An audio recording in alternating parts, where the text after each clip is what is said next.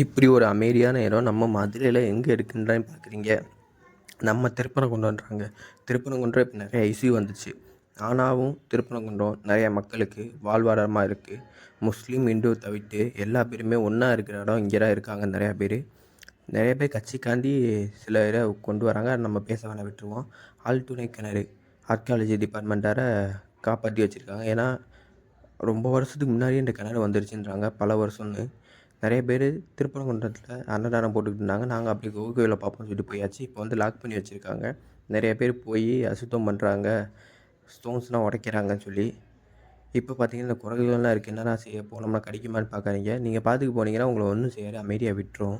இந்த இடம் எங்கே இருக்குன்னு பார்த்தீங்கன்னா திருப்பரங்குன்றம் கிரிவலம் சுற்றி வர பாதையில் குகை கேவுன்னு இருக்குது. போய் கேட்டிங்கன்னாவே சொல்லுவாங்க.